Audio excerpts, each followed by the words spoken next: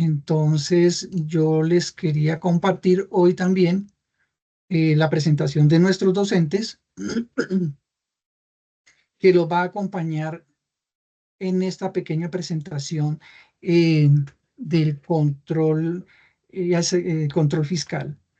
Control fiscal, ¿por qué razón? Porque es que este diplomado, todos los diplomados, su contenido tiene esas 100 horas. Y este contenido, este diplomado con que se inicia hoy esta capacitación, tiene un nicho muy importante que tiene que ver con todo el proceso normativo que le aplica a las contralorías, ¿sí? Y además que está dando información a los funcionarios, también le está dando una información importante a los participantes que se inscribieron en el concurso de méritos de la Contraloría General de la República. Sin más preámbulo, les hago la presentación entonces ahora sí a la doctora, eh, a la doctora Zuli Robledo, y la doctora Zuli es abogada. Ella tiene una especialización en Derecho Penal y Criminología, tiene una maestría en Derecho, tiene una especialización en Derecho Administrativo, tiene una licenciatura en Educación. La doctora Zuli ha tenido bastante experiencia en el sector público, sobre todo se ha enfocado en su experiencia en temas de la Contraloría General de la República. La información que les va a compartir la doctora Zuli tiene que ver con ese alcance que necesitan fortalecer, actualizar tanto los funcionarios como las personas que quieran conocer el sector, eh, y aquellos que van a participar de manera en la convocatoria de la Contraloría. Eh, a ver, de igual manera, ahora la doctora Zuli, si me lo permite también para complementar su hoja de vida con mucho gusto, que es muy amplia, igual que su experiencia. De igual manera, entonces, la presentación que vamos a tener para desarrollar este tema es con el doctor José Nicolás Sánchez Moreno. Él es economista de la Universidad Nacional de Colombia, licenciado en Ciencias Sociales de la Universidad Distrital Francisco José de Caldas. Es especialista en Ciencias Fiscales de la Universidad Antonio Nariño, candidato a magíster en Género y Desarrollo de la Universidad Nacional de Colombia. Es magíster en Sistemas Integrados de Gestión de la Universidad de Rioja, España, candidato a doctor en Economía y Administración de la Universidad Cooperativa Internacional de México. Tienen una experiencia bastante amplia en docencia, más o menos aproximadamente son 30 años. Ha sido investigador, fue director de los programas de economía de la UCDC, presidente de la Asociación de Facultades y Programas Departamentos de Economía de Colombia, delegado en temas de responsabilidad social y pues nada, funcionario de la Contraloría General de la República. Es docente del SECOF, igual que la doctora Zuli. Doctora Zuli, entonces el espacio es suyo. Buenas tardes, doctor Nicolás. Muy buenas tardes, Pedro, muy amable por su saludo, por su explicación del compromiso que tienen ustedes con esta labor tan importante que es el control fiscal. Entonces, doctora Zuli, su merced, los micrófonos y la cámara es tuya. Ay, gracias, gracias. Yo tengo que agradecer por haberme invitado a este espacio. Me encanta la docencia. Yo soy pedagoga también, sí. Ahí faltaron algunos daticos de mi hoja de vida, pero yo soy Pero pedagoga. por supuesto, yo sé que no me alcanzaba el tiempo para más y prefiero dejarle el espacio para su merced. Sí, señora. Me encanta la docencia, ¿sí? Y pues empecemos. Esperemos que nos pongan la presentación.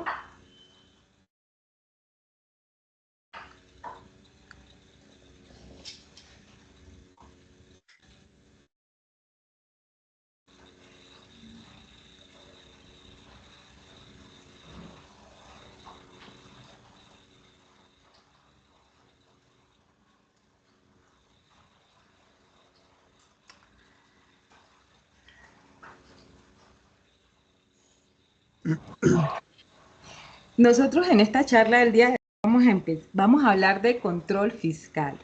Es un tema que me apasiona. Vamos a hablar un poquito de responsabilidad fiscal.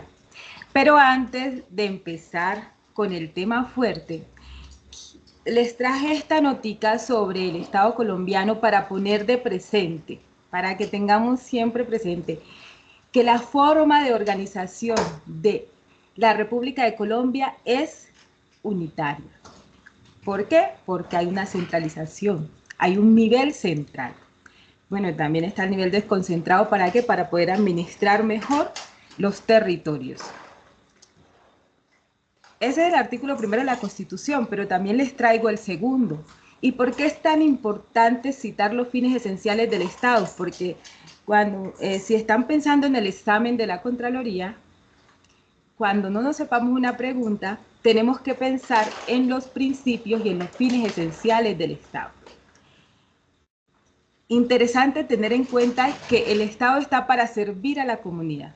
Debe promover la prosperidad y garantizar que los principios, los derechos y los deberes de las comunidades se cumplan, se materialicen. Entonces, teniendo claro que Colombia está organizada en forma de república unitaria y cuáles son los fines esenciales del Estado, nosotros podemos empezar a hablar de control fiscal.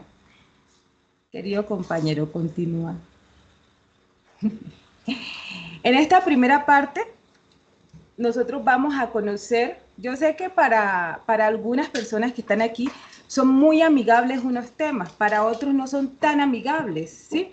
Algunos conocerán a la perfección la estructura del Estado, pero vamos a nosotros a hacer un conocimiento de la estructura del Estado, pero no para mecanizarnos cuáles son las entidades del Estado, sino el enfoque que tiene cada una. Vamos a decir cuáles son las entidades, cuáles son los organismos que los conforman. Vamos a explicar cuáles son los sectores de la administración. Continúa, Nicolás. El Estado colombiano. El poder, recuerden que dije que el Estado está organizado en forma de república unitaria. Eso no quiere decir que el poder está concentrado. Esta es una división tripartita entre las ramas del poder público. Unos son los que hacen las normas, otros administran y otros juzgan. Esas son las ramas del poder público. ¿Para qué se hizo esa división, esa separación de poderes? Para buscar la armonía, el equilibrio. Ese es un sistema de pesos y contrapesos, para que el poder no estuviera concentrado en un solo órgano. Pero el Estado colombiano no se queda con esas ramas del poder público, porque tenemos también los órganos de control, las organizaciones electorales y los órganos autónomos. Cuando nosotros hablamos de gobierno, ahí hay una tirita que no deja ver bien la diapositiva, donde dice dejar de compartir, si la puedes ocultar. Entonces, cuando nosotros hablamos de gobierno, ¿de quién estamos hablando? Coloquialmente dicen, no, el gobierno, están hablando del presidente, sus ministros, sus directores de departamento, y por acá están los gobernadores, los alcaldes, esos son el gobierno. Ahora vamos a mirar entonces cuáles son las ramas del poder público, todos los conocemos. Cambia la diapositiva. Esta diapositiva está pequeñita, pero no se preocupen. Entonces, las ramas del poder público, la ejecutiva, la legislativa y la judicial. La ejecutiva tiene un nivel central y otro desconcentrado. En el nivel central está el presidente, la vicepresidente, los directores de departamento, los ministros, los consejos superiores de administración pública, las superintendencias, pero en el nivel desconcentrado están las ES, están los establecimientos públicos y demás. Ahorita vamos a mirar más su enfoque, eso es lo que me interesa de nosotros conocer. Pásala, por favor. En la rama legislativa, el Senado, la Cámara, en la judicial están las jurisdicciones que ya todos conocemos, la ordinaria, la contencioso administrativa, la constitucional, la especial y el Consejo Superior de la Judicatura con su comisión. Aquí les dejé en un color diferente las organizaciones electorales. Estas organizaciones, pues no creo que pregunten mucho en el examen a la parte de conocimiento general, pero entonces nosotros en el diplomado vamos a hacer el enfoque misional de la organización electoral, del Consejo Nacional Electoral y cuáles son las de registraduría, para que si ustedes le hacen una pregunta casuística, sobre alguna de ellas sepan enfocar la misión. Por eso les digo, nosotros no tenemos que memorizarnos la estructura del Estado, tenemos que saber más o menos cuál es el enfoque, la misionalidad y las competencias, y teniendo eso claro podemos responder con claridad. Pero ahora vienen los órganos de control, donde está la Contraloría General de la República y el Ministerio Público conformado por la Procuraduría y la Defensoría. Bueno, los órganos autónomos los vamos a mirar de manera somera. Sigue también. Entonces, ¿qué les decía? Ya miramos un esquemita, les quería presentar solo el esquema. Ahorita vamos a mirar cuál es más o menos un enfoque, porque lo vamos a desarrollar en las próximas charlas que tengamos en el diplomado. Los ministerios y departamentos administrativos, ¿quiénes son? Son órganos de la rama ejecutiva. Son los jefes de la administración pública. Sin embargo, las superintendencias son órganos de inspección y vigilancia, cada una en su ramo, las diferentes superintendencias que ustedes ya conocen. Los establecimientos públicos, por su parte, son organismos que prestan servicios públicos. Sigamos con los establecimientos, sigue con las unidades administrativas especiales. Bueno, estas dependen de la creación, de qué régimen tiene de acuerdo al legislador, pueden tener personería o no. Las agencias del Estado, es una nueva tipología de administración pública que también se creó en el gobierno nacional. ¿Se acuerdan el gobierno nacional, lo que les dije allá arriba? El gobierno nacional las crea para un tema muy específico, como el ITRC y así. Entonces van creando las agencias para un tema en específico. Sigamos. Las empresas industriales y comerciales del Estado, ustedes ya saben, tienen un régimen privado particular. Las S para los temas de salud pueden ser nacionales, a nivel nacional, a nivel territorial, las sociedades de economía mixta, que también pueden ser creadas, en su creación también se les da su naturaleza. Siempre hay que acudir a la naturaleza de cada entidad. Las empresas de servicios públicos domiciliarios, hay unas oficiales, otras mixtas y otras privadas. Recuerden que este es un servicio público, este es un servicio esencial, pero puede ser prestado por entidades privadas también. Los entes autónomos, ahí están las universidades, las corporaciones autónomas, la Comisión Nacional de Servicio Civil y la de Televisión.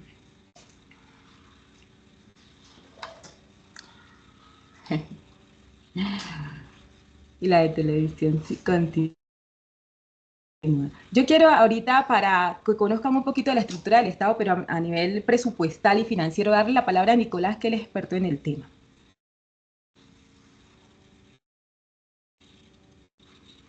Prendo el micrófono, ahora sí. ¿Me escuchan mejor? Voy a volver a compartir. Sí, perfecto. La presentación, ok.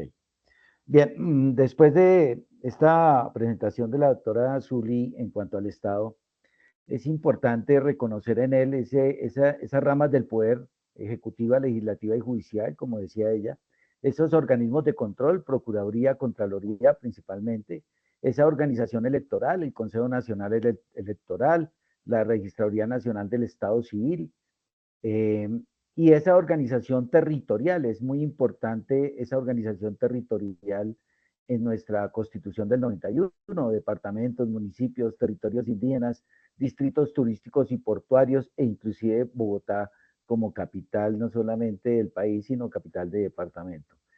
De esa estructura, entonces hay que entender un poco lo que es los ingresos y los gastos. Después de comprender el Estado y de entender lo que es compuesta esa rama ejecutiva, legislativa, judicial principalmente, pues tenemos que tener claridad sobre cómo es el flujo, lo llamamos los economistas el flujo circular de la economía, donde interrelaciona el Estado, las familias y las empresas. Y dentro de ese flujo, pues obviamente los ingresos del Estado, pues tienen diferentes condiciones y categorías. Tenemos los ingresos nacionales y los ingresos territoriales, básicamente departamentos y municipios, y cada uno de estos ingresos, pues obviamente componen lo que denominamos el presupuesto público. Este presupuesto público, aquí en la presentación tengo algunas normas, son bastantes, pero ustedes las pueden consultar en juriscol.go.co, donde tiene absolutamente todas las normas, digamos, previstas en temas de presupuesto público, pero pues obviamente el decreto 111 del 96 es el que compila la ley 80, la ley 38, perdón, del 89, que tiene que ver todo con el presupuesto público y algunas normas complementarias que han venido fortaleciendo todo este esquema del presupuesto público, como por ejemplo las normas que establecen el plan de desarrollo, las normas que establecen la regla fiscal, el marco fiscal de mediano plazo y algunas otras. Aquí lo importante es que nosotros comprendamos que el presupuesto público es un componente fundamental de la funcionalidad del Estado, y para el ejercicio del control fiscal micro, control fiscal macro, es fundamental para nosotros pues comprender no solamente la estructura del Estado, sino cómo es el flujo de recursos, de ingresos y de gastos al interior del Estado. Y por ello, pues obviamente es importante comprender un poco lo que es el presupuesto público y obviamente cómo también interactúa el sistema general de participaciones, cómo interactúa también el tema de regalías y cómo cada uno de estos componentes, tanto del orden nacional como del orden territorial, hacen que obviamente se generen los presupuestos públicos. Hemos escuchado recientemente muchísimos debates en torno a la ley de financiamiento, al tema del presupuesto. Esta mañana el Contralor General de la República hizo una presentación en el Salón Elíptico, en el Congreso, sobre el tema de reserva presupuestal y el tema de fiducias. Y en esta presentación, si alguno de ustedes tuvo la oportunidad de escucharla, pues fue muy interesante cómo el Contralor, digamos que explica la función de la Contraloría desde el punto de vista del ejercicio del control fiscal micro y macro, pero también llama la atención precisamente al tema del manejo presupuestal, al manejo de recursos de salud, al manejo de recursos que tienen que ver con los gastos del gobierno. Y allí pues hay diferentes posturas de los miembros de la Comisión Séptima, donde pues obviamente hay posiciones a favor y en contra de lo que es el Plan Nacional de Desarrollo, Colombia Potencia Mundial de la Vida, precisamente por todos los compromisos que ya ha venido asumiendo el Ministerio de Hacienda con cargo al presupuesto público bajo esquemas de compromisos de deuda externa, por ejemplo, y de vigencias futuras y de inversiones establecidas en el Sistema General de Participaciones. Entonces, interesante tener en cuenta este elemento. Continuamos entonces, Uli. Claro, claro que sí. La Contraloría. La Contraloría es el máximo órgano de control fiscal, quien tiene por función procurar el buen uso de los recursos públicos. Esto ya todos lo sabemos, pero es importante tener en cuenta que este es una orden, un mandato constitucional que nos lo da la Constitución en varios artículos. Miremos el 119. Las funciones de la Contraloría en el artículo 167 y las del señor Contralor en el 268. La Contraloría con la Constitución del 1991 se fortaleció. Bueno, antes de la Constitución del 91 teníamos un control previo. Tal vez si lo conocen, aquí hay muchos críticos de esa forma de control. Yo trabajé en Coldeportes cuando hacían el control previo y había un funcionario de la Contraloría en una oficinita y uno le tenía que llevar las cuentas y hasta que él no las firmaba, la cuenta no seguía su trámite. Nosotros nos veíamos siempre, bueno, cuando salíamos de la oficina del delegado de la Contraloría decíamos, oiga, este señor no nos deja avanzar los procesos, no nos deja, y nos quejábamos, porque esa era una forma de coadministración. A bien tuvo nuestro organismo legislativo de darnos una nueva forma de control, que fue la posterior y selectiva. Entonces, la Contraloría se fortalece. Habían unos temas que dicen de burocracia y política que estaban afectando la entidad y entonces la Contraloría se fortalece en su imagen, en su producto, en su efectividad. La Contraloría, cumpliendo con esa misión constitucional y legal que tiene, diseña el plan estratégico. Y paren de bola este plan estratégico si van a participar en el concurso de la Contraloría, porque nos preguntan sobre la misión, sobre la visión, sobre los productos, cuántos objetivos estratégicos, nos preguntan eso. Yo he presentado el examen y nos lo van a preguntar. Por eso en el diplomado vamos a desarrollar, vamos a estudiar el plan estratégico de la Contraloría, la misión, la visión y los productos y todos los objetivos estratégicos. Pero sí, en este momento les traigo quiénes son clientes de la Contraloría, porque algunas personas dicen, ¿la Contraloría trabaja para quién? ¿Quiénes son sus clientes? La ciudadanía. No necesita explicación. Las organizaciones de la sociedad civil, la misma ciudadanía organizada. La población que requiere una atención especial, la población que nosotros le decimos sujeta de enfoque diferencial, ¿sí?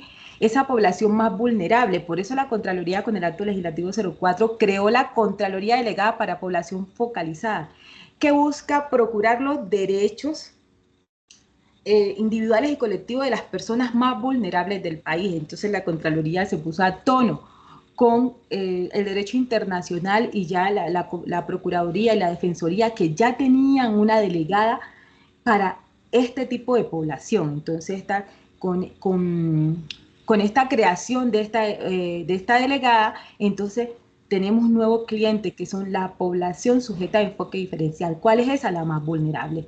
Entonces ustedes dicen, el Congreso, cliente de la Contraloría, no es tema de política. No es tema de política. El Congreso, la presidencia, las corporaciones territoriales como las asambleas, los consejos, la rama judicial son clientes de la Contraloría, pero no por temas de política o influencia. Son clientes de la Contraloría porque trabajamos haciendo control fiscal. Necesitamos estar articulados con quienes legislan, con quienes administran y con quienes deciden, ¿sí? Con los gobernadores y departamentos, los distritos, todas las entidades territoriales, pues nosotros los auditamos. Entonces son nuestros clientes, ¿sí? Los sujetos vigilados son nuestros clientes. Esos son clientes de la Contraloría. Entonces, parece simple esta diapositiva, pero nos pueden preguntar en una casuística que si la rama judicial es cliente de la Contraloría, pues una casuística más elaborada, sí es cliente de la Contraloría.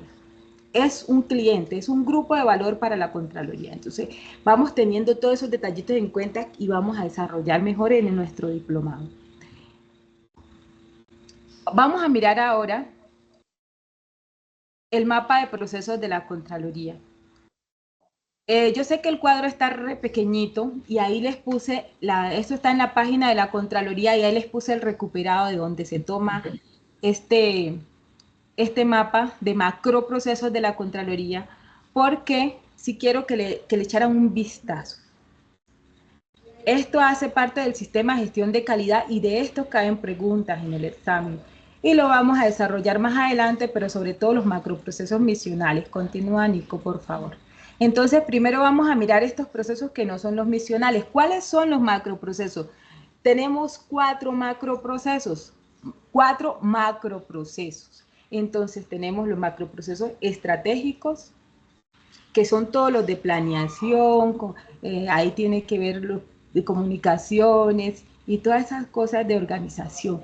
Los macroprocesos de apoyo, donde está la gestión del talento humano, financiero, está el tema de tecnología y los de análisis de información. Entonces, no creo, pero en una casuística, nosotros ¿dónde ubicaríamos, por ejemplo, la oficina jurídica de la Contraloría? ¿Dónde la ubicaríamos? La oficina jurídica de la Contraloría. En los macroprocesos de apoyo, análisis y evaluación, estratégicos. En los 3 que están ahí, porque me falta presentarles un macroproceso, ¿sí? ¿Seguridad y apoyo? Pues Sí, según sí. la posición que está, yo creo que en el de direccionamiento estratégico. Ah, sí. Y la oficina financiera, donde nos pagan. Eso sería apoyo. Muy bien, sigamos con la otra diapositiva. Esto lo vamos a desarrollar con ejemplos más adelante, bueno, en nuestras próximas conversaciones en el diplomado, pero nos interesa muchísimo los macroprocesos misionales, ahí sí nos tenemos que ubicar en cada uno de los 6 procesos de los macroprocesos misionales. ¿Cuáles son los macroprocesos misionales? Gestión de la información,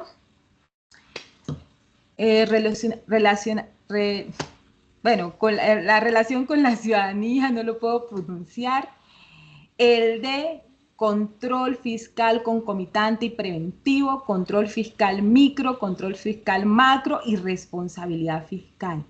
Nosotros ahorita estamos hablando más del control fiscal micro y vamos a hablar del control del macroproceso de responsabilidad fiscal. Bueno, macroprocesos misionales, responsabilidad fiscal. Nos estamos enfocando en eso, ¿sí?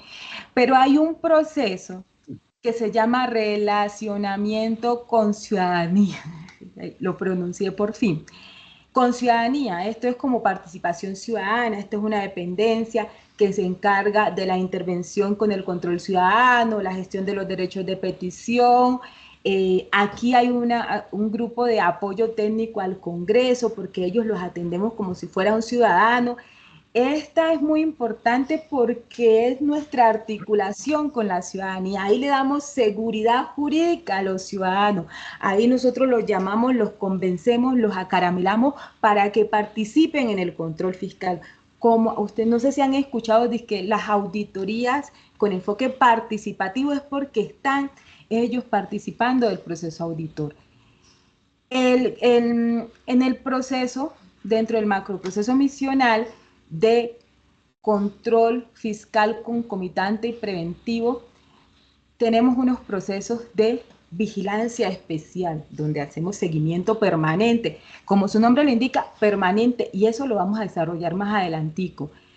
Hacemos la vigilancia ordinaria y tenemos grupos de reacción inmediata en todas las dependencias de la Contraloría, mentira, en las de apoyo y en esas de allá no, en las estratégicas no, en las misionales tenemos grupos de reacción inmediata para cumplir con este proceso dentro de este macroproceso. Dentro del macroproceso misional, el proceso de control fiscal micro, y yo necesito que en adelante pronuncien control fiscal micro, control fiscal macro, lo tengan presente, que se familiaricen mucho con esos dos nombres, ¿sí? Porque les voy a seguir hablando de micro y macro. Sí, entonces les digo micro. Dentro del control fiscal micro, entonces están los modelos de control posterior y selectivo. También están los procesos de administrativo sancionatorio. Dentro del control fiscal macro, esperen, me voy a volver al micro. En el micro, en el control posterior y selectivo, y otras herramientas del control fiscal, es que la Contraloría hace auditoría. O sea, la auditoría son las visitas a las entidades, ahorita se las explico. Y dentro del control fiscal macro, que no es lo contrario de micro, sino que es otra área, hacen análisis y evaluación de las finanzas públicas y de las políticas públicas. Y ustedes dirán, ¿y la Contraloría no hace? Es el control del buen uso de los recursos públicos que hace haciendo evaluación de finanzas y evaluación de políticas públicas. Por allá hay una política de, no sé, una política de LGTBI. ¿Qué hace la Contraloría haciendo una evaluación de la política LGTBI 2021-2025 en el departamento, allá en el municipio de Pucurrupí? ¿Qué hace la Contraloría haciendo eso? ¿Para qué se hace el control fiscal macro? Ustedes saben, con ese resultado de esas evaluaciones se presentan proyectos de ley. ¿De dónde creen ustedes que ha salido tantos beneficios para las personas privadas de la libertad? De los estudios que hace la Contraloría y los entrega al Congreso. Los estudios apenas no se entregan al Congreso, se entregan al área que se crea que sea de utilidad, ¿sí? Para organizaciones internacionales, al interior de la propia Contraloría, a los que hacen control fiscal microauditoría, por ahí grábense, microauditoría.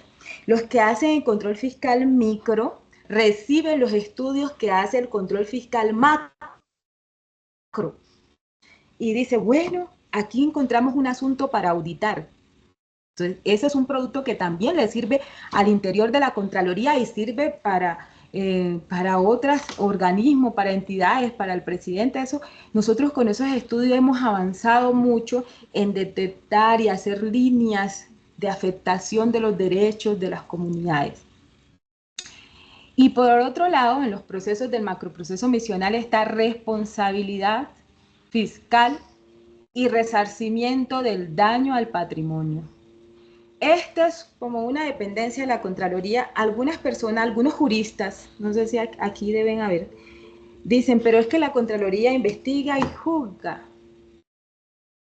Entonces la Contraloría en el control fiscal micro hace las auditorías. No solo en el micro, sino en ese que también dice control de fiscal concomitante y preventivo también. Entonces hace las auditorías y se las pasa a una delegada de responsabilidad fiscal, que es quien decide los procesos de responsabilidad fiscal, investiga y después toma la decisión. Pero son dependencias diferentes. Dentro de esa dependencia de responsabilidad fiscal se hace una gestión preprocesal, procesal, la gestión de cobro y se intervienen en casos penales. Entonces, ese proceso se llama responsabilidad fiscal y resarcimiento del daño, y no se llama resarcimiento del daño porque es gratis, sino porque el resarcimiento del daño es el fin de la responsabilidad fiscal. Y esa pregunta fijo les va a caer en el examen. ¿Cuál es el fin del proceso de responsabilidad fiscal y de la responsabilidad fiscal? De alguna manera se la redactarán de alguna forma, pero el fin de la responsabilidad fiscal es el resarcimiento del daño. Por eso la dependencia se llama responsabilidad fiscal y resarcimiento del daño. Bueno, el fin del proceso de responsabilidad fiscal es otro, ahora se lo digo.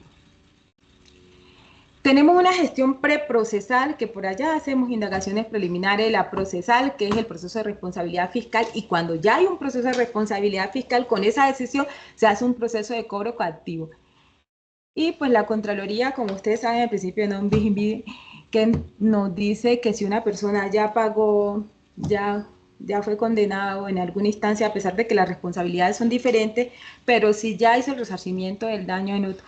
Por otro lado, pues la Contraloría puede desistir de su diligencia y por eso la Contraloría a veces hace parte en los procesos penales para entrar a defender en el proceso penal, también porque allá también puede haber un daño que a nosotros nos interese. Continúa, compañero.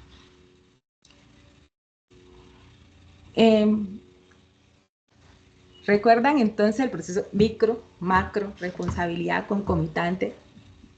Del primerito casi no les hablé, que eso es gestión de la información. Eso es muy importante porque por ahí están nuestras facultades de policía judicial, pero no se los desarrollé mucho porque todos estos temas los vamos a hablar ampliamente en nuestro diplomado.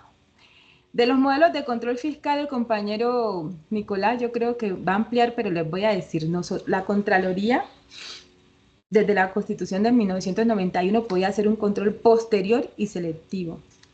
Se los voy a decir en manera coloquial y me perdonan. Posterior, después de que se perdió la platica. Y selectivo porque no es a todo el mundo, pero bueno, se los voy a decir de una manera más formalita. Posterior. Es la fiscalización de la gestión después que ya se han ejecutado las actividades, las operaciones, los procesos y se van a verificar los resultados. Este tipo de control se aplica bajo el principio de la selectividad. ¿A qué viene todo esto? Que el control, por excelencia, la forma ordinaria de ejercer el control y la vigilancia fiscal es posterior y selectiva. Entonces, después que se ejecutaron los recursos, que se hizo la gestión fiscal o que se perdió la platica, entonces entra la Contraloría a hacer el control.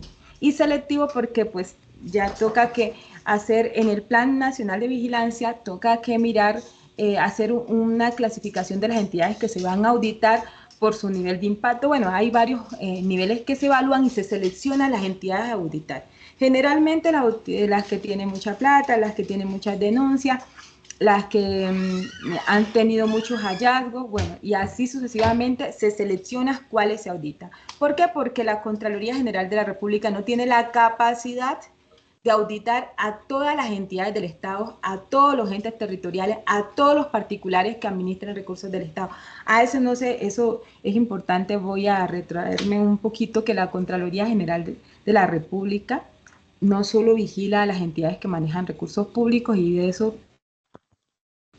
por allá había una discusión, un profesor un día me decía en mi maestría, que cómo así que la Contraloría auditaba a la presidencia, que a la policía, al ejército y que a los organismos a todo el mundo, a todo el que administra recursos públicos, vigila la Contraloría. Si tiene plata del Estado, vigila. Si viene un extranjero con su cédula de por allá, no sé, de Australia, y por algún motivo tiene platica del Estado y la está gestionando, ¿es sujeto de control de la Contraloría? Claro. Les pregunto.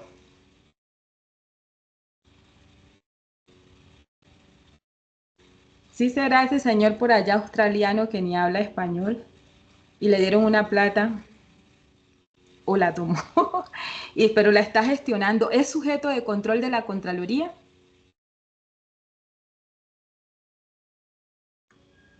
Bueno, por ahí me dicen en el chat que sí, y estamos en lo correcto.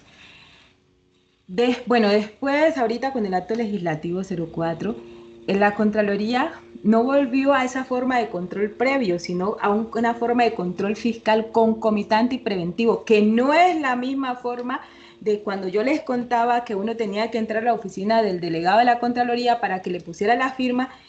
Es una forma de control que es excepcional, no es vinculante, no implica coadministración y es una potestad exclusiva del señor Contralor General de la República. ¿Y qué se produce del control concomitante? ¿Cuál es el producto? Una advertencia a los sujetos vigilados. Una advertencia. ¿Y para qué? No, a nosotros en la advertencia no le decimos, señor, usted tiene que hacer esto de esta forma. Nosotros lo que le decimos es que evalúe, que se evalúe y que adopte medidas para prevenir un daño fiscal. Ese es el objetivo entonces del control concomitante y preventivo, y no se hace autorizando las actividades de la administración pública. Les voy a poner un ejemplo: se está ejecutando un contrato X y entonces por algún motivo se detectan, pues, hay indicios de una gestión fiscal irregular. La Contraloría puede ejercer el control concomitante y preventivo dentro del contrato que está en ejecución para evitar que se pierdan los recursos públicos, diferente al control posterior y selectivo, que toca esperar que el contrato termine. Y hay una discusión de que si está liquidado o no, pero bueno, que el contrato termine, que se ejecute para poder ejercer el control posterior y selectivo. Pero si el contrato está en ejecución, puede la Contraloría ejercer el control concomitante y preventivo para prevenir. Pero lo que hace la Contraloría es que al final del ejercicio entrega una advertencia. ¿Sí? Entrega una advertencia. También la Contraloría hace seguimiento permanente a los recursos públicos, hace acciones especiales de seguimiento. Bueno, tenemos un sistema general de advertencias que se llama el SIGAD y un sistema nacional de control fiscal. Pero yo creo que más le habla un poquito más Nicolás, sigamos. Más adelante. Miren, hay unos conceptos importantes que nosotros vamos a desarrollar en el diplomado, como qué es el Plan Nacional de Vigilancia, qué es una asignación de trabajo, qué es un plan de trabajo, cuáles son los objetivos de auditoría, los criterios, las fuentes de criterio, los procedimientos de auditoría, cómo se hace el muestreo para ejecutar una auditoría, las características y los requisitos del hallazgo, y qué es una auditoría. Nos está hablando esta señora que auditoría, y no nos ha dicho qué es. La auditoría es como una visita que hace la Contraloría a las entidades, a los sujetos. Estas visitas no están dentro de un plan de vigilancia, se programan allí. Visitamos a los sujetos de control para mirar cuáles son los procedimientos que han aplicado, si cumplen o no con las normas que están dadas para ellos. Hay veces las entidades se dan un reglamento y no lo cumplen. Imagínense Una IPS hace un manual tarifario, cuando llega a la Contraloría, a ver si aplicó el manual tarifario, pagó las facturas por fuera del manual tarifario, y uno dice, bueno, no cumplieron con las normas que ellos mismos se dan. Entonces ahí vamos a mirar qué es un sujeto de control, qué es un ofrecimiento de una cuenta, todo eso lo vamos a desarrollar en nuestro diplomado Sigamos.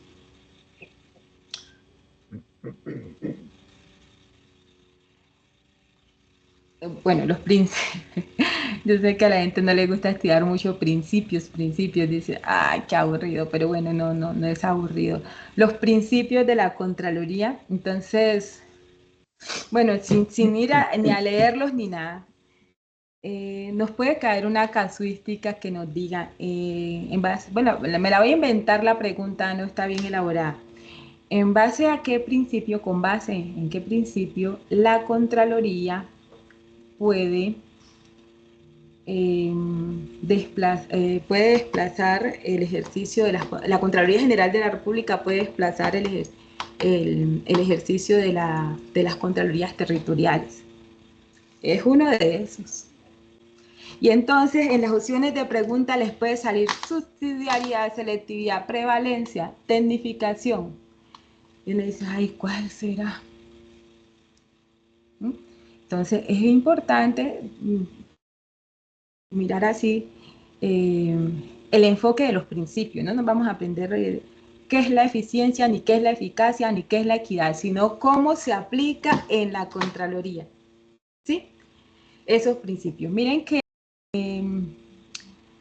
algunas entidades cuando le requerimos información nos dicen que no, que reserva, pero tenemos un principio de la vigilancia del control fiscal que se llama bueno, es el 11, eso, de acceso a la información, ¿sí? Bajo el principio de especialización técnica, la Contraloría tiene que trabajar en grupos especiales, expertos técnicos en cada cosa. No se puede improvisar. Y si les preguntan por allá que en base a qué principio la Contraloría debe aplicar los procedimientos de acuerdo a los sistemas de información que tenga, ahí también. Y les pueden poner tecnificación. ¿Cuál otra les podrían poner? Oportunidad. Bueno, no se me ocurre otra. Sigamos entonces. Ahora miren los principios de la auditoría. Entonces, los principios de la auditoría hay unos generales y unos principios del proceso auditor. Entonces, los principios generales están pues, la ética, la independencia, el juicio profesional, que eso tiene por ahí como equidad y transparencia, el control de calidad, porque la Contraloría sus procesos los tiene que revisar y verificar, ¿sí? Miren la gestión de riesgo. Hay que ubicar, hay que identificar los riesgos de la auditoría, los riesgos inherentes, los riesgos del control. Sí, hay unos riesgos de detección. Entonces nosotros decimos, hay más principios, pero bueno, aquí hay un principio que me llama la atención.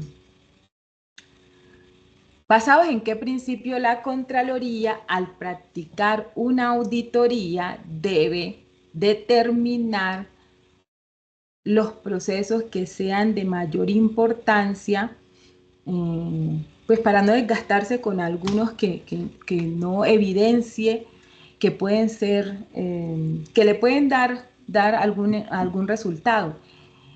Esto tiene que ver mucho con el juicio profesional. Miren ahí la listica y me dicen con qué principio debería el auditor enfocarse y mirar si realmente vale la pena o no mirar un proceso de alguna entidad.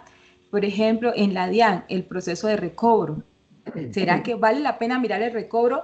Entonces, en el examen hay unas opciones y están todas estas 8 opciones. ¿Cuál marcarían ustedes?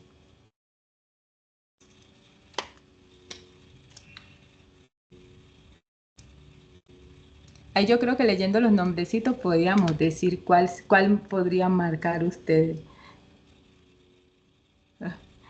Ahí no alcanzo a mirar el mensaje que escribieron ahí. El 6 Uy, sí, muy bien, María del Pilar. Muy bien. Sí, señora.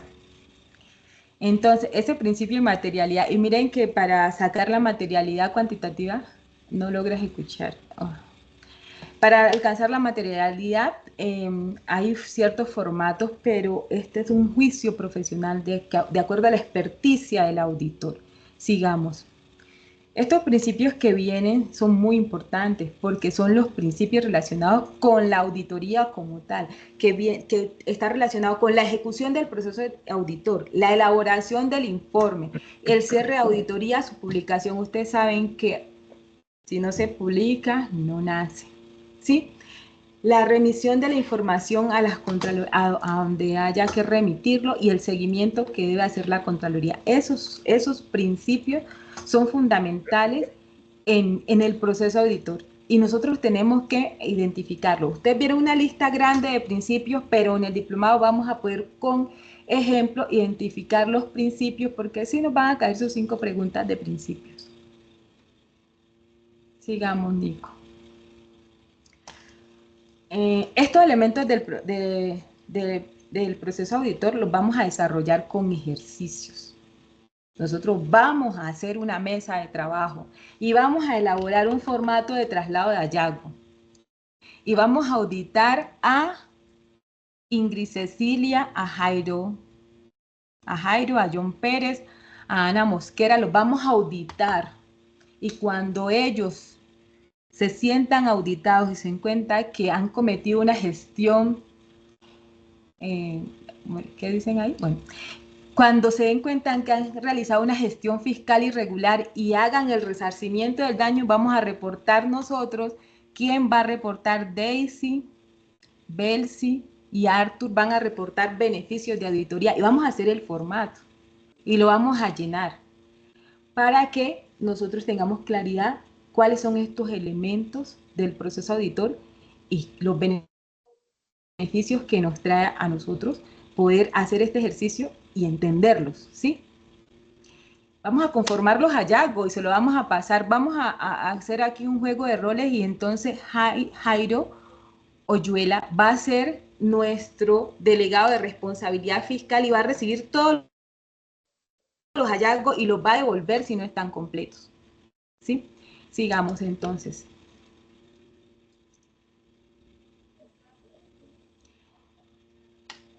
Hemos hablado aquí del proceso auditor, pero pues, hay unos tipos de auditoría que la norma nos ha dicho cuáles son y tienen sus guías, están publicadas en la página de la Contraloría y ahí les puse el recuperado de donde pueden ustedes mirar estas guías de auditoría.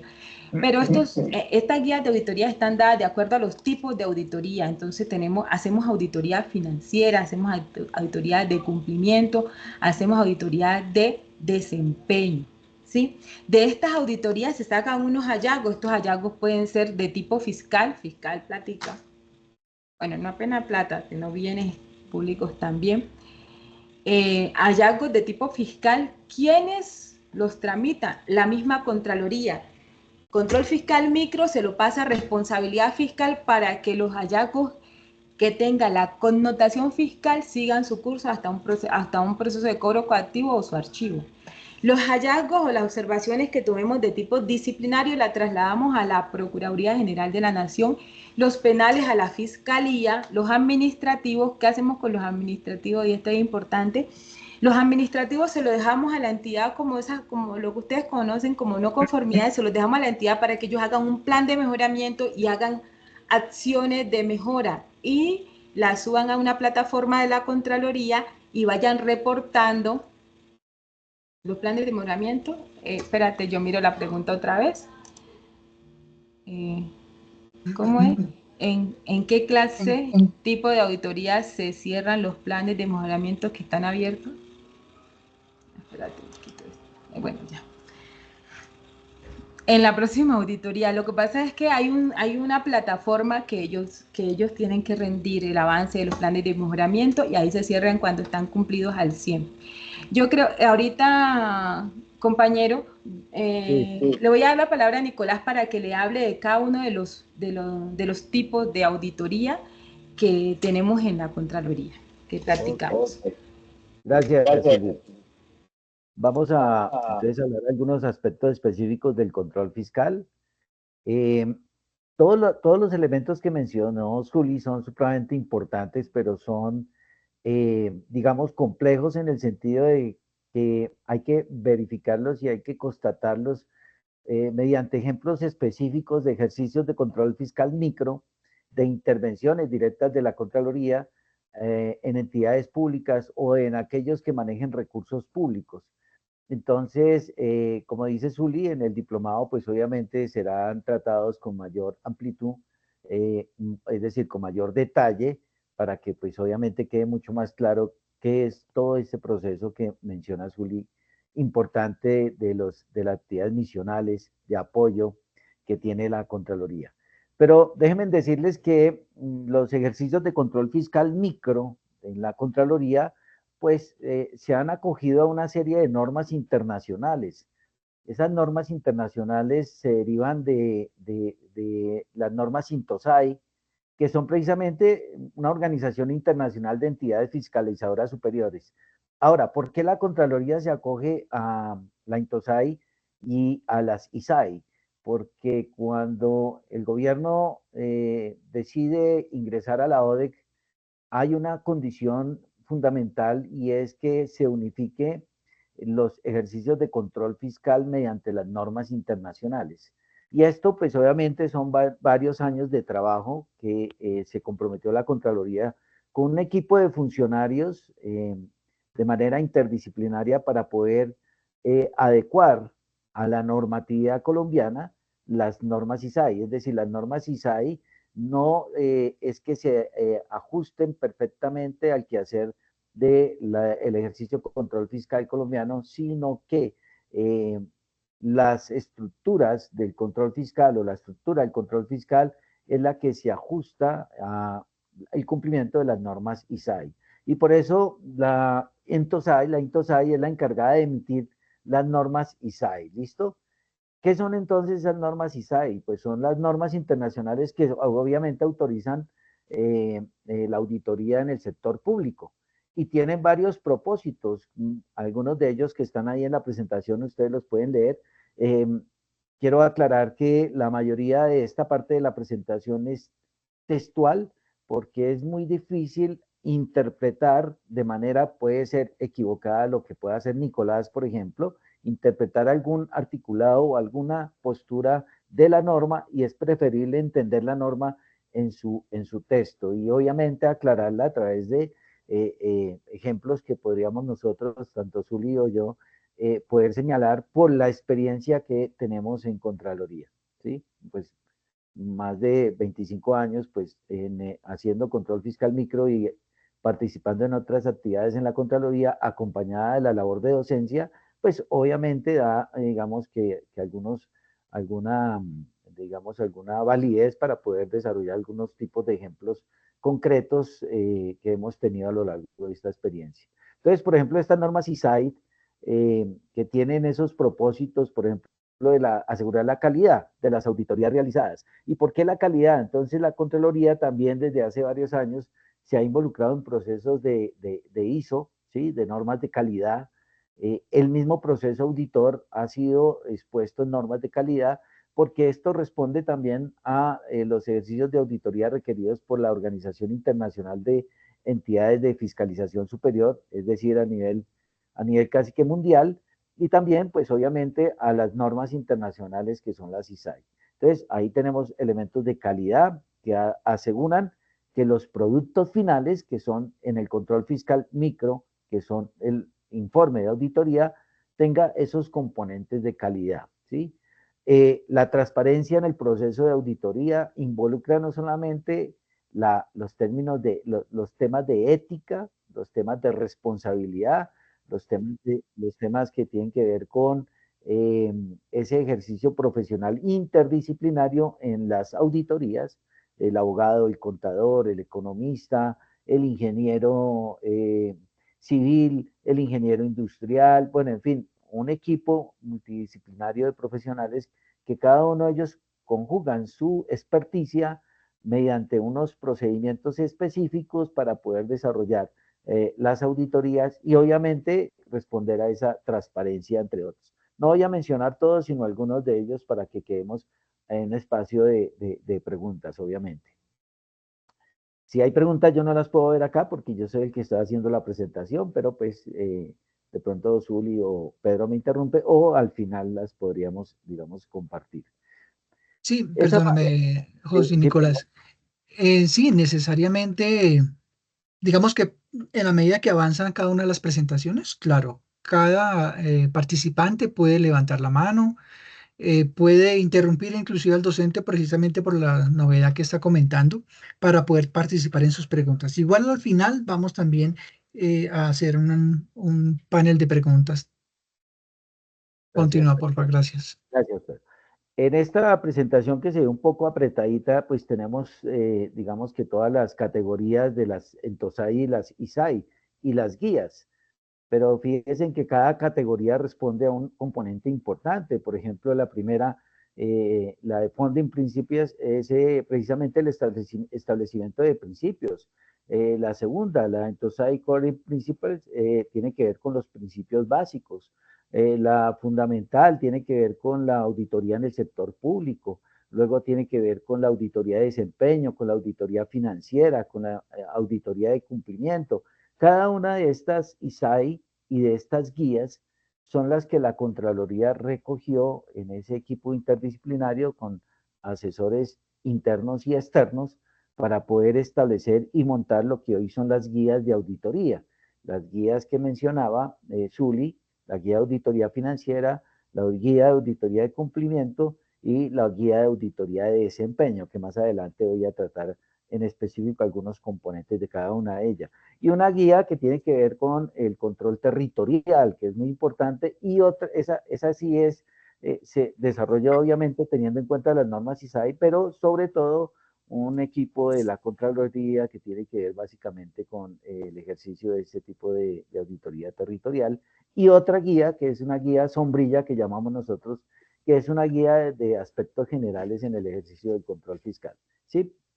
¿Alguien iba a decir algo? No. Bueno. Entonces, esas normas internacionales, pues obviamente tienen varios niveles, nivel de principios fundamentales que surgen de la Declaración de Lima y de la Declaración de México. Cuando la ENTOSAI se reúnen, que son todos los contralores que hacen parte de la ENTOSAI, pues surgen, es que hay un micrófono abierto, pues, surgen, digamos, declaraciones. Una de ellas importante fue la Declaración de Lima, ¿sí? Que es la que reclama la independencia de la auditoría gubernamental, así como lo menciona aquí el párrafo, y básicamente lo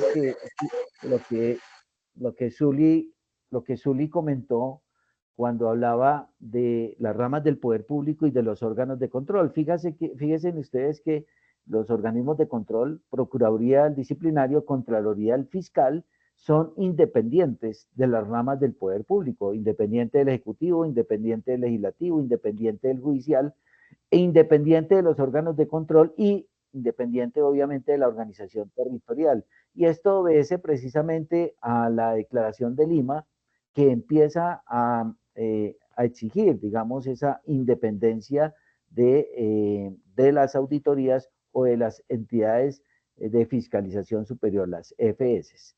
Y tiene pues obviamente unos principios fundamentales también que tienen que ver con el gobierno y la administración, con las facultades que tengan esas entidades de fiscalización superior, con los métodos de control, con la rendición de informes, con las competencias de precisamente de las entidades de fiscalización superior.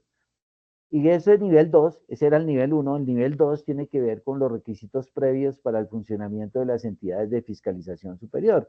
Ahí tenemos 8 requisitos importantes que se dieron en esta declaración y que básicamente tienen que ver con la independencia, se reitera la independencia de la autoridad superior de las entidades de fiscalización, ¿sí? Esa independencia que hace que sus pronunciamientos no estén viciados, llamémoslo así, de intereses particulares de las ramas del poder público o del ejecutivo, en cabeza del presidente o de los ministros. Entonces, eso hace muy importante ese ejercicio de la independencia. ¿Por qué traigo a colación todos estos componentes? Porque tengan la plena seguridad que en la evaluación a la cual nos vamos a someter en el concurso, se va a requerir información o se va a solicitar información que conozcamos sobre precisamente la INTOSAI y las ISAI. Entonces, por eso estos componentes son importantes de conocer, ¿sí? También un ejercicio de autonomía financiera que también se requiere por parte de la Contraloría, ¿sí? Un ejercicio de mecanismos eficaces de seguimiento y de recomendaciones de las entidades de fiscalización superior, es decir, producto de las auditorías, ¿sí?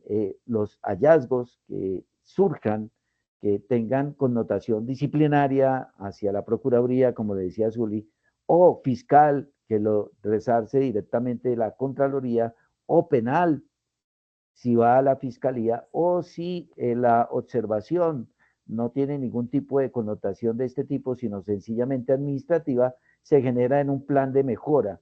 Y la pregunta que hacía un compañero sobre los planes de mejoramiento, los planes de mejoramiento, su revisión se hace en las auditorías siguientes, ¿sí? A donde surge el plan de mejora. La entidad es responsable de emitir las acciones, los compromisos, los objetivos, las tareas, los responsables de el cumplimiento de la observación de tipo administrativa, ¿sí? Y esto lo registran en un sistema de información en la Contraloría, el CIRESI, que tiene que ver básicamente con ese control. E inmediatamente el equipo de auditoría que llega en la vigencia siguiente, en el año siguiente, a revisar la vigencia anterior, porque el control es posterior y selectivo, o sea, posterior después de, y selectivo porque la misma Constitución lo establece, que el control fiscal tiene que ser técnico. Al ser técnico, la selectividad se refiere básicamente al uso de la estadística, al uso técnico del muestreo de aleatorio simple de población homogénea, con un error estándar del 5, con un nivel de confianza del 95, es decir, lo que en estadística, casi todas las profesiones que tenemos en la Contraloría, creería que todas ven estadística, y es lo que nos enseñan con la campana de Gauss, con la normal. Eso es muy sencillo. Ahora, no se compliquen, no le van a preguntar, venga, denme la fórmula en el examen, deme la fórmula de un muestreo aleatorio simple, no, porque finalmente eso ya está previsto en la Contraloría a través de las guías, porque las guías traen una serie de formatos e instructivos donde se desarrolla principalmente estos instrumentos técnicos que le permiten al auditor sencillamente colocar unos datos específicos, y los formatos le dan a usted el muestreo, ¿sí?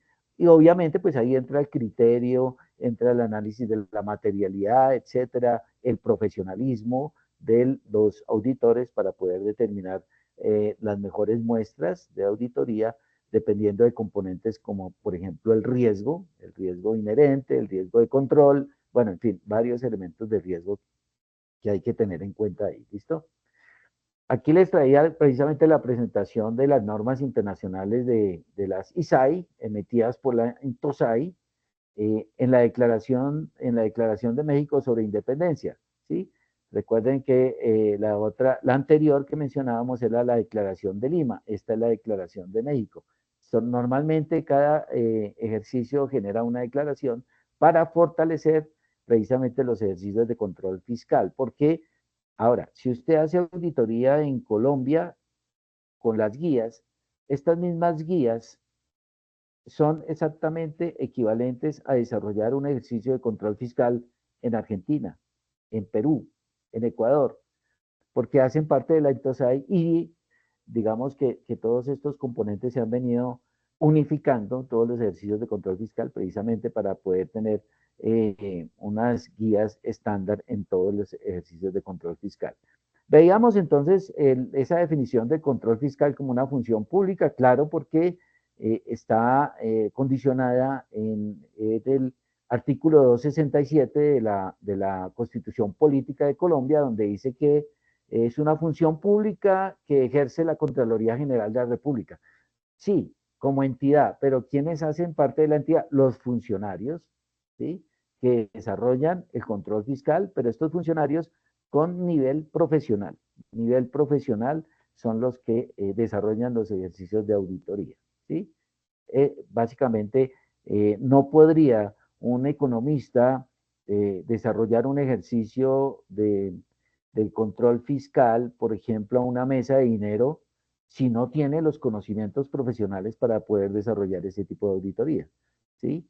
Entonces no podría un equipo auditor tener un funcionario público que no tenga dicho conocimiento para poder evaluar este tipo de actividades. Entonces, por eso es que ese artículo 267 de la Constitución del 91 dio origen al desarrollo de la norma de la Ley 42 del 93 y de otras normas, como por ejemplo la Ley 87 del 93, que tiene que ver con el control interno, muy importante también en los ejercicios de auditoría, pero también con otros elementos como el 272, el artículo 272, que tiene que ver con precisamente la vigilancia y la gestión de los departamentos, los distritos y los municipios, ¿sí? Y por eso ahí había unos principios que tenían que ver con la prevalencia, con ese ejercicio que puede llamarse concomitante entre las contralorías municipales y las hay, porque la ley 617 estableció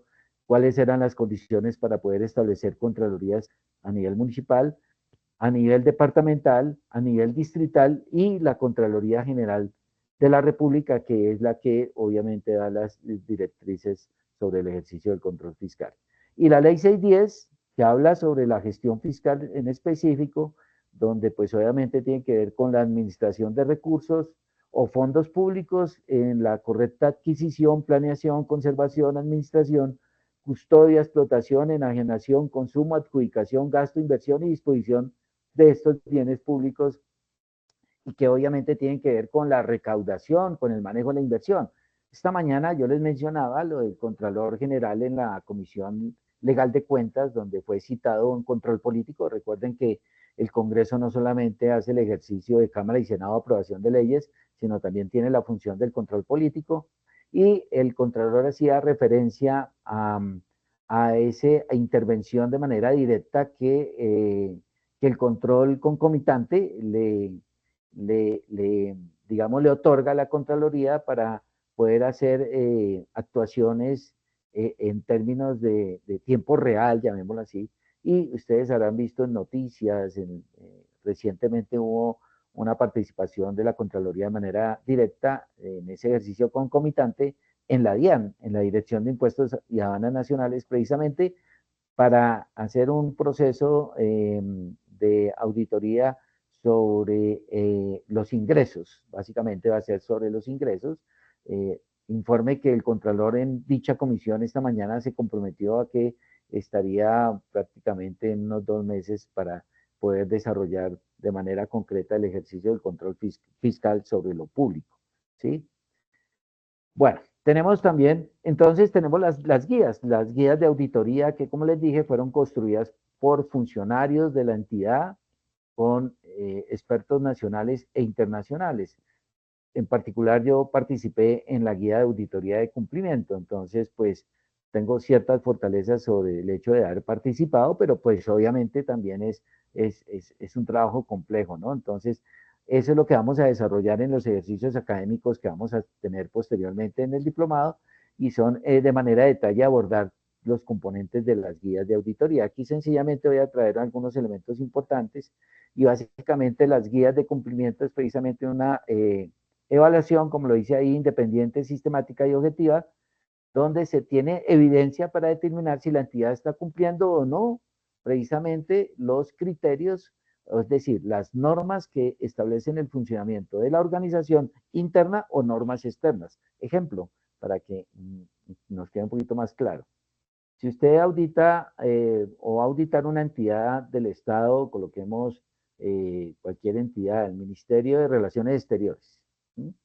Y el Ministerio de Relaciones Exteriores maneja presupuesto público porque tiene recursos del gobierno nacional que le destina para su funcionamiento e inversión.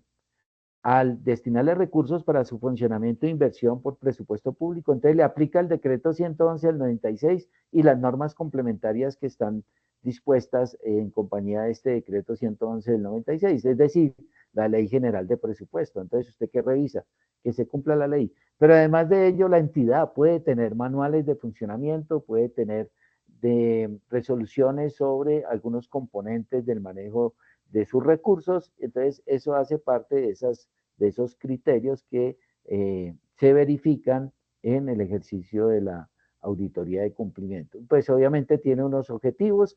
Básicamente el objetivo es que se rinda un informe que sea técnico, obviamente, y que tenga conocimiento del mismo, pues esos actores vivos de la sociedad que requieren y que le exigen a la Contraloría, pues obviamente que cumpla con su función.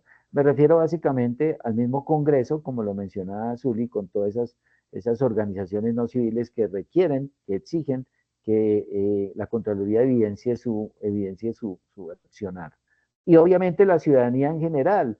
Pues esto es muy importante porque si generalmente la ciudadanía es muy atenta a que cómo se roban la plata.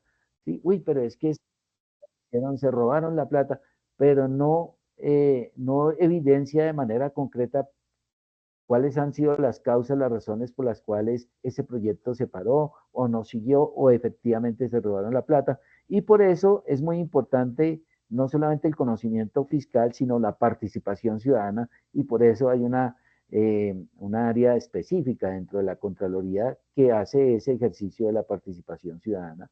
E inclusive se hacían ejercicios de control de auditoría con participación ciudadana, organizaciones no civiles, ¿sí? O civiles, organizaciones que tenían obviamente preocupación con proyectos específicos. Esta mañana también se hablaba de esos elefantes blancos, esas construcciones que se dejan abandonadas con recursos públicos.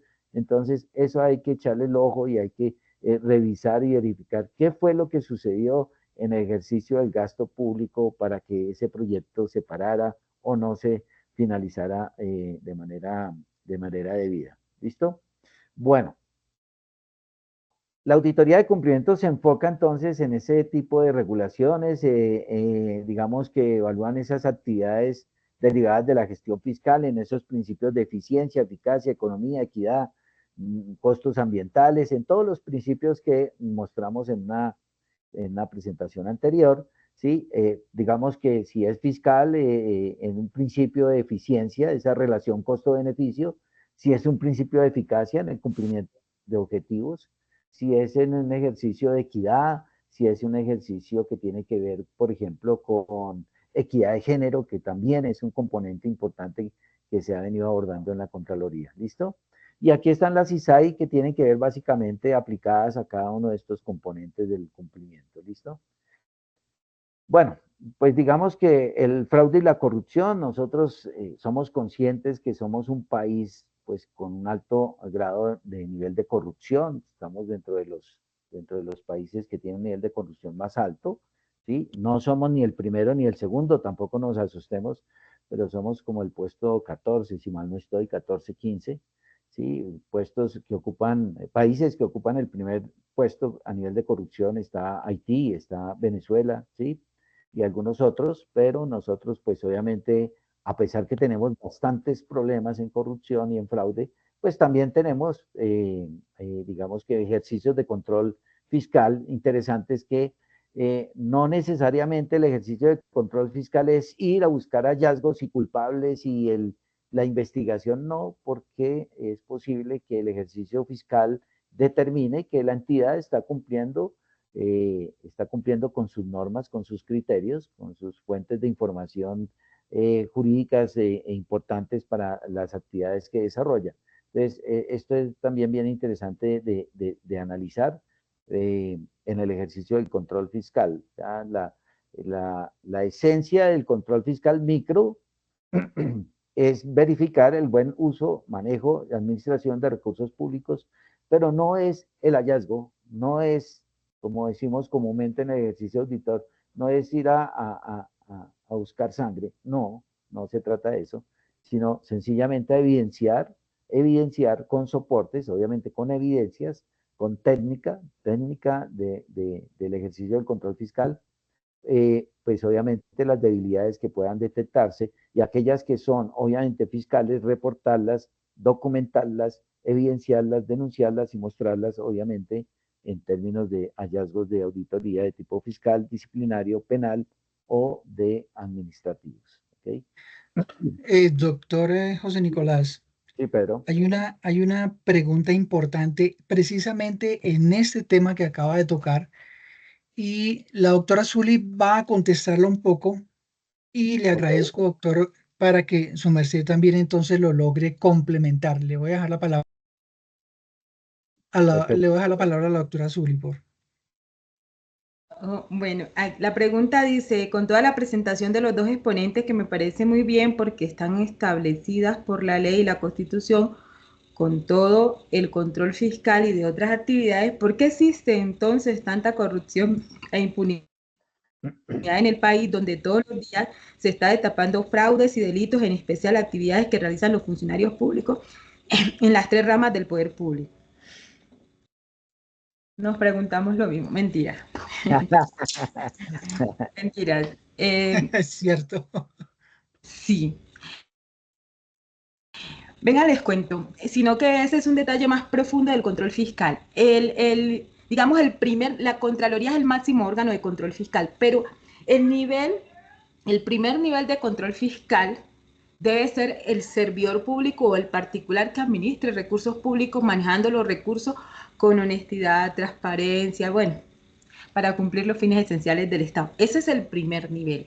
Hay otro nivel que son las oficinas de control interno de las entidades. Las oficinas de controles internos están instituidas para eso, entonces debería ejercerse un tipo de control fiscal allá. Hay otras instancias de participación ciudadana y eso que ayudan también, que participan en el control fiscal. Pero la pregunta es clara, ¿por qué hay tanta corrupción? Yo sustancié procesos de responsabilidad fiscal 15 años, 15 sí, y hay veces yo tuve que archivar procesos porque me faltaba practicar una prueba porque no tenía los medios. Por ejemplo, en el Chocó hubo una deforestación bastante grande y teníamos que medir qué cantidad había sido deforestada, o sea, qué daño se había causado, y resulta que no conseguí quien hiciera la prueba, que es como montarse en un helicóptero y tomar las mediciones y calcular el nivel de deforestación, y me tocó archivar como 7 procesos de responsabilidad fiscal y eso ayuda a la corrupción. Entonces, las entidades se vuelven unos expertos haciendo actividades que permitan no llegar a la certeza del daño. Cuando no se llega a la certeza del daño, los procesos se archivan, porque como estamos en un país, en un estado social de derecho, todas las decisiones tienen que ser basadas en los medios de pruebas permitidos por la ley. Entonces, cuando yo no llego a la certeza del daño y tengo las pruebas de que este es el daño y que hay un nexo causal entre las acciones de ese servidor público o ese personal con el daño causado, toca archivar. Entonces, ese es otro problema. Teníamos un control posterior y selectivo. Entonces, posterior, selectivo, ya eso, ya después que se realizó toda la gestión fiscal y cuando va la Contraloría a hacer la auditoría, el responsable fiscal ni siquiera vive en el país, se insolventó. No son excusas, esto es la realidad, porque aquí estamos explicando los fundamentos normativos del control fiscal, pero en realidad lo que pasa es lo que les estoy contando en este momento. Llega uno y encuentra que faltan 1.700 millones y yo, el auditor hace el hallazgo, se hace el proceso de responsabilidad fiscal y cuando sale el cobro coactivo la persona ya no está ni siquiera en el país. Y si está, no tiene ningún bien. Y como la responsabilidad fiscal no da cárcel, tiene medidas cautelares para embargar los bienes, pero hasta ahí.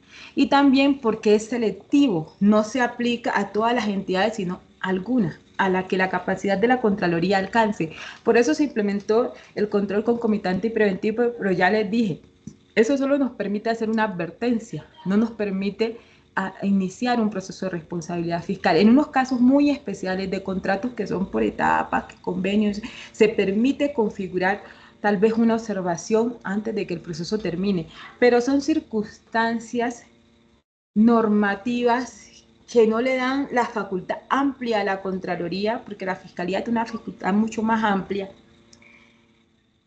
Entonces limita el ejercicio, pero también ahí hay otro inconveniente, que si se le dan facultades amplias a la Contraloría, podríamos entrar en un tema de coadministración y no hay la capacidad para vigilar a todos los servidores públicos de este país.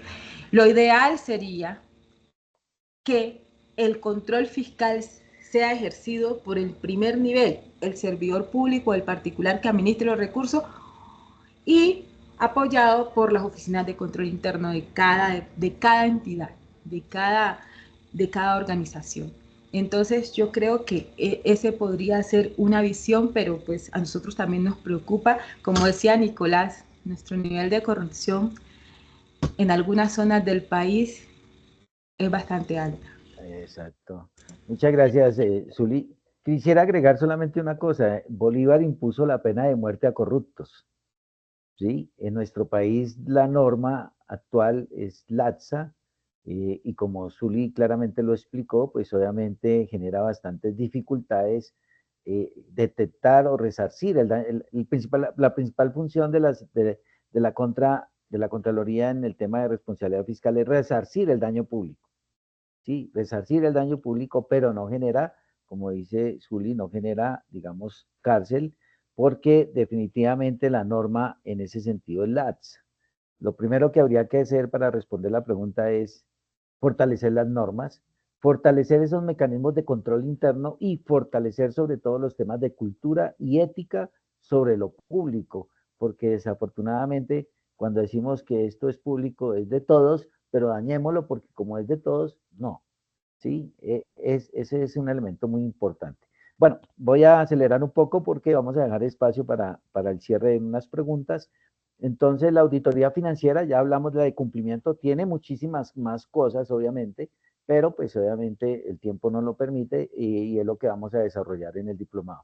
Y esta auditoría financiera es precisamente que la entidad presenta la información financiera en un marco regulatorio aplicable y la auditoría tiene que hacer obviamente el examen independiente, objetivo, confiable de esa información financiera y presupuestal para determinar si la entidad o el sujeto de control está cumpliendo con todas las normas que tienen que ver con el estatuto, por ejemplo, contable o la norma contable, con las normas internas, con las NIF, las normas internacionales financieras, es decir, con todos los componentes que tienen que ver con lo financiero, ¿listo? La guía también financiera trae algunos componentes importantes, unos propósitos, determinar, por ejemplo, si la información financiera objeto de examen fue realizada específicamente por el sujeto vigilado, si el sujeto vigilado ha cumplido con todas las condiciones y requerimientos establecidos, por ejemplo, en un manual financiero, si ha cumplido todo lo que dice, por ejemplo, si es una entidad financiera, todo lo que dice la superintendencia financiera, un ejemplo de cómo podemos verificar ello. ¿Sí? También tiene unos objetivos, esos objetivos tienen que ver con, por ejemplo, evaluar el control interno financiero y expresar un concepto. En esto, los equipos auditores son fundamentales en la auditoría financiera, el contador, porque recordemos que el contador es la profesión que hace los dictámenes, ¿sí? Y obviamente todo el equipo de auditoría que acompaña al contador en una auditoría financiera, pues juega un papel fundamental, el abogado, el economista, como ya mencioné, ¿listo? Ahí tenemos unas fases de auditoría en el ejercicio de planeación. Cada uno de estos componentes los vamos a desarrollar en el diplomado, como con un ejercicio práctico de las fases de planeación de la auditoría, luego una serie de formatos que tienen cada una de las guías. Toda esta información está en la página web de la Contraloría, donde dice guías de auditoría. Usted puede bajar ahí las guías y ver todos los componentes que estoy mencionando. Tenemos la fase de ejecución también, en donde hay una evidencia de auditoría suficiente y adecuada, determinada previamente por los riesgos identificados, riesgos de control que puedan haber sucedido, riesgos inherentes que puedan suceder dentro de la organización para poder determinar esos procedimientos de auditoría y desarrollar la auditoría. Tenemos la auditoría de desempeño, que es más bien como una auditoría de gestión, llamémoslo así. El desempeño porque la norma ISAI lo tiene previsto dentro de sus guías como tal, pero digamos que es una vigilancia, como lo dice ahí, fiscal también posterior y selectiva, ¿sí? De políticas, programas, proyectos y sistemas y operaciones, ¿sí? Digamos que la auditoría de desempeño genera, digamos que un informe importante que es insumo para auditorías de cumplimiento y financieras, porque las auditorías de desempeño no generan hallazgos de auditoría, generan alertas, ¿sí? Básicamente.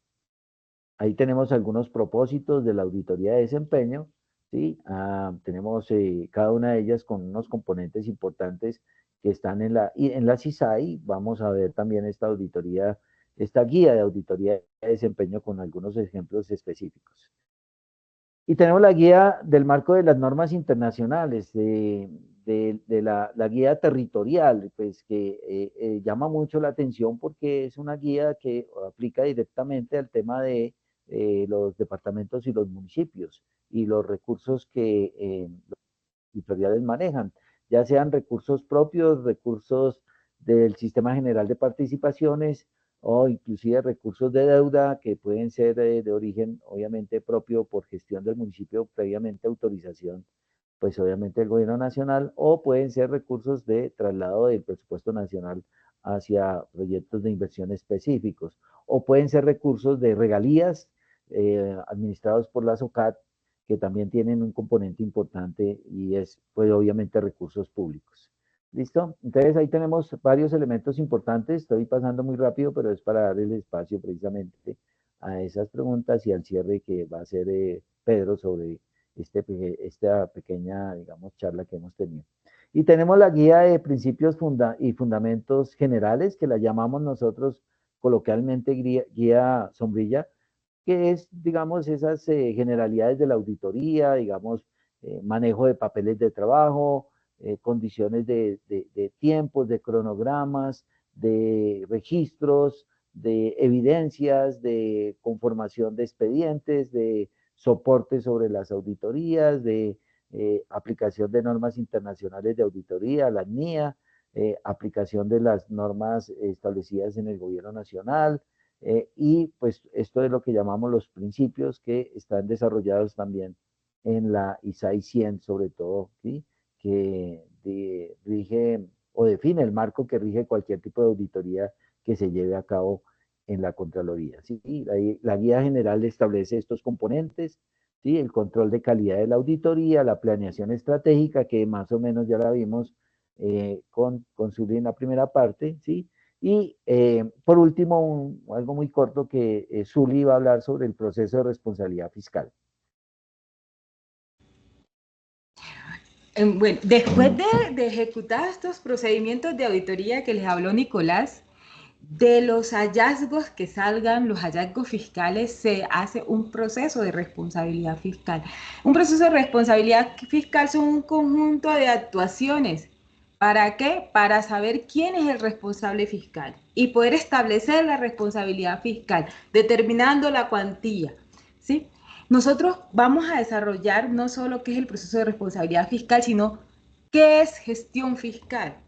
Cuando nosotros decimos que el gestor fiscal que elaboró gestión fiscal, ¿de qué se trata eso? ¿Qué es la vigilancia fiscal y qué es el control fiscal? Que son dos cosas diferentes. ¿Cuáles son los elementos de la responsabilidad fiscal? ¿Cuándo hay daño al patrimonio público? O sea, los verbos rectores y las conductas que nos llevan al daño. ¿Cuáles son los momentos de caducidad y prescripción? ¿Cuándo se debe cesar la acción fiscal?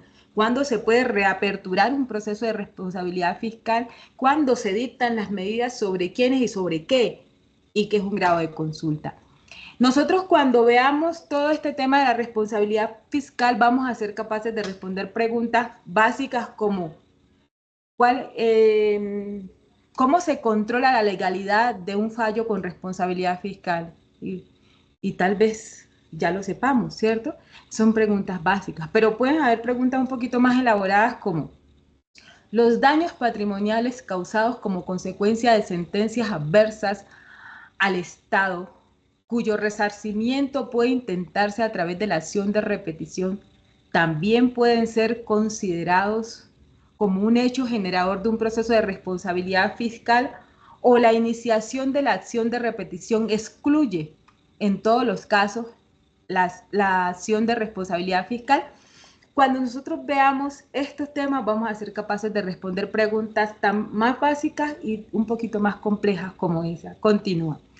El trámite del proceso de responsabilidad fiscal no es sencillo, pero aquí se lo puse sencillo. Hay un momento previo, ¿ya acuerdan que allá en los macroprocesos les puse una etapa preprocesal, que es las averiguaciones preliminares, las averiguaciones previas, que estas se hacen cuando no hay certeza sobre la ocurrencia del daño, sobre la ocurrencia de los hechos, sobre la entidad afectada? O sea, tenemos indicios, pueden ser indicios serios. Entonces, como no tenemos certeza de nada, abrimos una indagación preliminar y la tramitamos durante 6 meses. Bueno, digamos que sí hay certeza, entonces aperturamos un proceso de responsabilidad fiscal. ¿Y de dónde lo aperturamos? Bien sea del resultado de la anterior indagación preliminar, de una queja, de una denuncia ciudadana, alguna forma de participación ciudadana, de un traslado que nos haga otra entidad, de oficio de la Contraloría. Bueno, hay todos esos insumos, esas noticias fiscales nos ayudan para aperturar un proceso de responsabilidad, pero recordemos que tiene que haber certeza del daño, indicio serio de los responsables para poder aperturar. Entonces, después de aperturado nos damos cuenta que el hecho no existió, o el hecho sí existió, pero no constituía un daño patrimonial. O sea, no había gestión fiscal, o sea, sí hubieron actuaciones de la administración, pero no constituían gestión fiscal. O cuando uno apertura el proceso y el presunto paga, se archiva. Cuando ha operado, digamos, la caducidad de los hechos, se archiva. Entonces, por esos motivos se archiva el proceso, continúa. Si no se archiva, digamos que vamos a seguir investigando, continúa Nicolás, vamos a seguir investigando. Nosotros sacamos un auto de imputación y ahí ya está objetivamente demostrado el daño, el detrimento.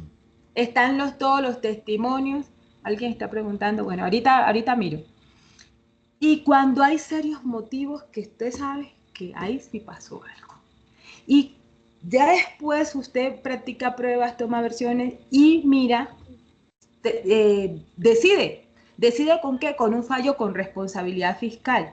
Si finalmente se desvirtúa todo eso, yo me doy cuenta que sí había daño, pero no había dolo, no había culpa grave, no había nexo causal entre lo que pasó y el daño. Entonces yo saco un fallo sin responsabilidad fiscal, pero saco el fallo con responsabilidad, cuando indudablemente tengo la certeza de la existencia del daño, lo ha cuantificado e individualizado a los responsables, ya no digo presunto, a los responsables, ya sé que actuaron con dolo, con toda la intención, el elemento volutivo y el elemento de cognitivo, o sea, conocía y sabía, dolo, y culpa grave, ¿sí?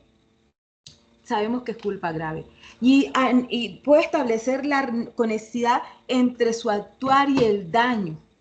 Ahí yo saco un fallo con responsabilidad fiscal y después del fallo, ya tengo el fallo. Entonces yo lo que hago es lo traslado a otra dependencia para que hagan un proceso ejecutivo, cambia de positividad, haga un proceso ejecutivo y haga el cobro coactivo. Aquí les voy a mostrar, sigue Nicolás, ahí les voy a mostrar un esquema. Tengo marca de agua, indagación preliminar y proceso de cobro coactivo, porque no hace parte dentro del trámite del proceso de responsabilidad fiscal, porque acuérdense que la indagación preliminar son averiguaciones previas y el proceso de cobro coactivo son posteriores, cuando ya está el fallo ejecutoriado, ya se convierte en título ejecutivo y eso se vuelve como si fuera una letra para cobrarlo.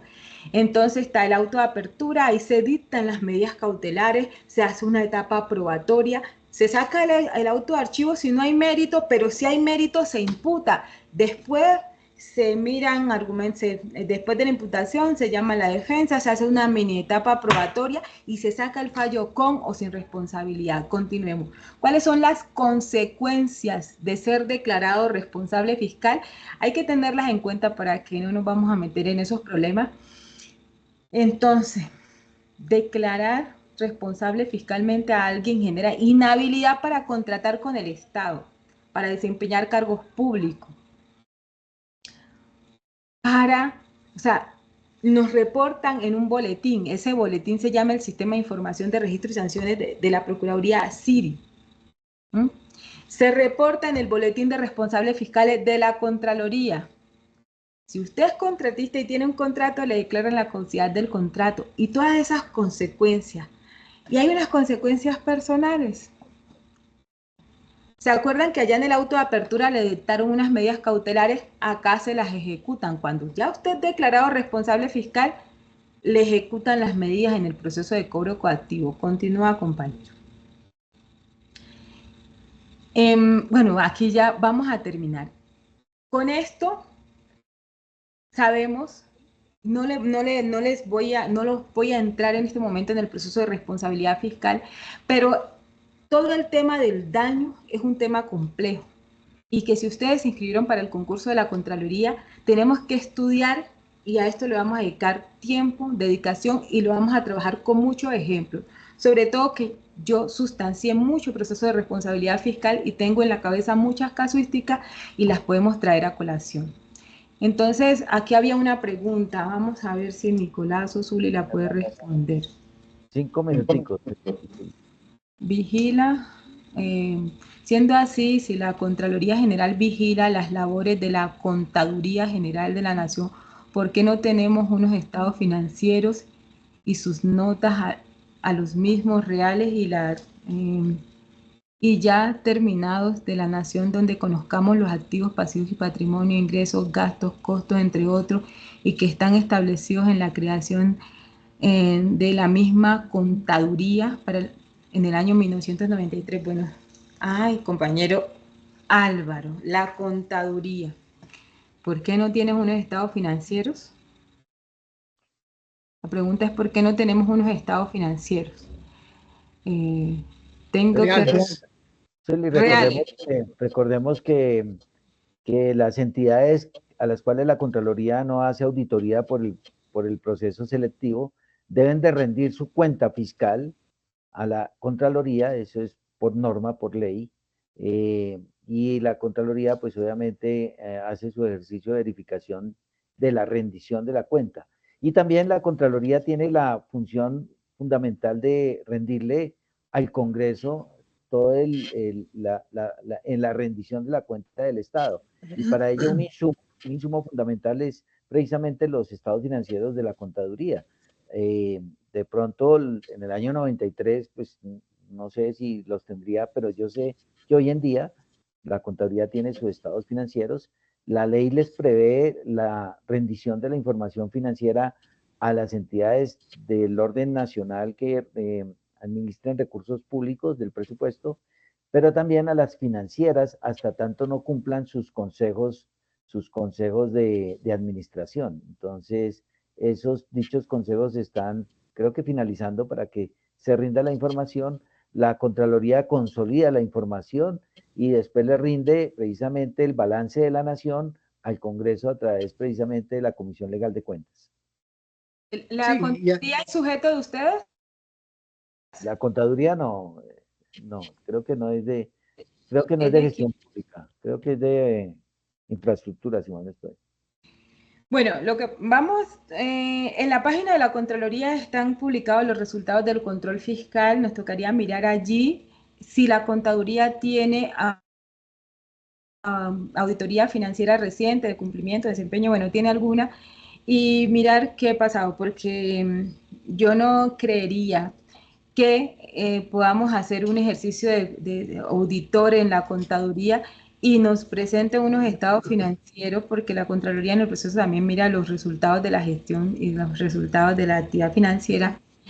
Eh, Es el principal no sé si instrumento. eran las observaciones a que hubiera lugar. Bueno, perfecto. Sí, y nosotros sabemos que la Contaduría General de la Nación unifica los estados financieros de las entidades públicas. Y el hecho de unificar la información, lo que decía Álvaro, aquí el señor Álvaro, hombre, ¿por qué no presentamos, por qué la Contaduría General no presenta información real? Pues es que como son los que consolidan, vemos una falencia, digamos que falencia, no sé hasta qué punto sea como tan atrevido decirlo, pero hay entidades que, y lo digo por experiencia, por el tema de los servicios que nosotros prestamos. Fíjense, hasta el año pasado, por ejemplo, nosotros nos encontramos con un par de entidades donde hacían el reporte a la Contaduría General de la Nación cumpliendo con los formatos para enviar la información financiera. Pero qué sorpresa cuando realmente los estados financieros no estaban actualizados. O sea, por eso entramos nosotros a este servicio para poderle ayudar a las entidades y nos encontramos con esa sorpresa. Carajo, pero venga. Y aún, si por ejemplo vemos algunas entidades hoy en el estado que están actualizando sus políticas contables y financieras, pasaba lo mismo. Entidades importantes que desde el año 2018 no actualizaban sus políticas operativas y contables y nos damos cuenta que cumplían con los formatos o con toda la información que requería la Contaduría General de la Nación. Entonces, hay muchas entidades que son las llamadas a que realmente fortalezcan sus procesos administrativos y financieros para que realmente la contaduría pueda consolidar unos estados financieros reales y acordes como los marcos normativos lo requieren. El doctor Nicolás lo decía hace un rato, mire, de manera transversal, una entidad, un funcionario necesita tener la información integral en su cabeza. Y por esa razón me atrevo a decirle, como le decía ahorita al doctor Nicolás, hombre, que conozcan el tema de control y responsabilidad fiscal, que conozcan, digamos, las normas internacionales de aseguramiento y NIAS, que conozcan los marcos normativos y conceptuales exclusivos para el sector público, que conozcan todo este tema de las NIF públicas y privadas. Mire, nosotros, las imágenes que yo los coloqué ahí en el chat, pues hablan de ello. Por eso les hablaba al comienzo de nuestra charla que eh, Interacontin ha desarrollado una especialización integral para las entidades del Estado, los funcionarios y las empresas que prestan esos servicios a las entidades públicas. Este diplomado genera toda esa información que está hablando el doctor Nicolás. Digamos que esta especialización está enfocada en eso. Y desarrollamos todos estos diplomados precisamente para que vayan teniendo las herramientas necesarias, ¿sí? Para poder entregar y conocer de manera integral qué es que un contador que presta sus servicios pueda prestar unos servicios mucho más. Bueno, estimados doctores José Nicolás Sánchez, doctora Zuli Robledo, encantado de verdad tenerlos en estos espacios. Encantadísimo, ¿verdad? Que estén también en estas presentaciones porque el diplomado va a ser de verdad una bandera muy importante para que tengan una buena información de la mano de quienes conocen en carne viva las necesidades tanto de los funcionarios que necesitan tener una certificación de su experiencia o para quienes vayan a presentar sus evaluaciones de la convocatoria de la Contraloría. Muy agradecido, doctores, Con estimado mucho gusto. público. Muchísimas gracias a todos por su participación. Encantado de saludarles. Gracias, Pedro. Gracias, Gracias. Juli. Todos que estén muy bien. Muchas gracias. Muchas gracias. Ay, a Con mucho usted. gusto.